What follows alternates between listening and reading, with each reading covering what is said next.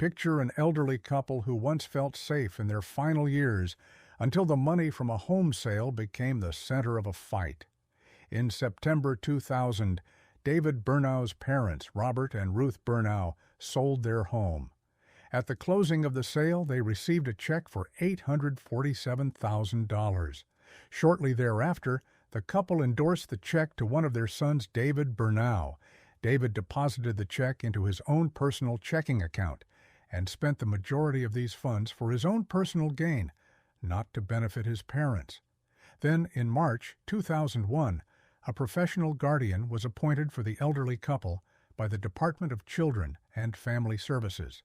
It was discovered that the couple only possessed approximately $2,000 each.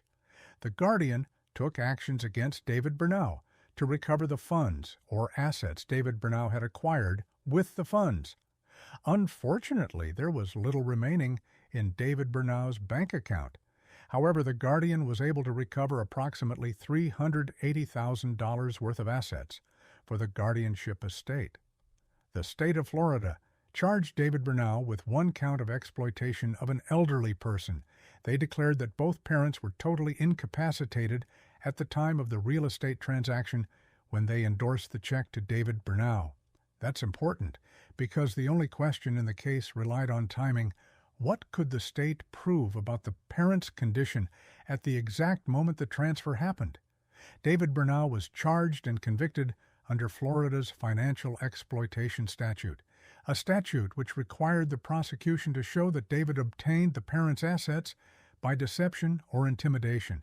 So now the narrative tension sharpens. The state could point to the outcome.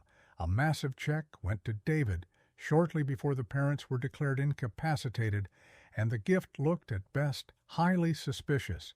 But suspicion is not proof of the legal mechanism the statute demands. At the trial and on appeal, the key questions became, did David obtain the money through deception or intimidation? Did he lie to his parents in order to get them to sign that check? Did he threaten them, push them with fear or pressure or force? The appellate court looked for evidence, and it found none. There wasn't any evidence that David lied to his parents. There wasn't any evidence that he intimidated them. Yes, the parents may have made extremely poor judgment by endorsing the check, but the court emphasized that bad judgment alone doesn't establish exploitation.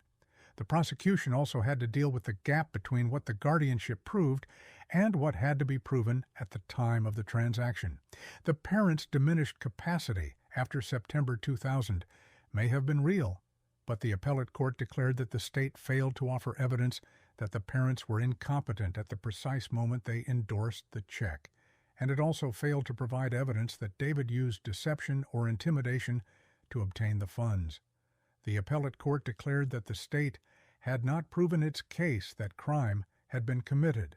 The conviction was reversed. The court also made it explicitly clear that it wasn't deciding on David Bernau's overall character or the morality of what happened. Instead, it was applying the rule of the law, and the evidence simply didn't meet that standard. Which brings us back to the question at the heart of the case. If his parents gave him the money, and if the state couldn't show deception or intimidation at the time, can we say David Bernau stole from his parents?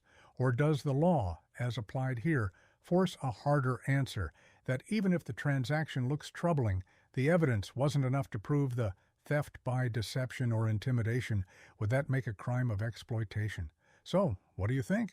Did David Bernau steal from his parents? If you like this story, please like and subscribe. Thank you.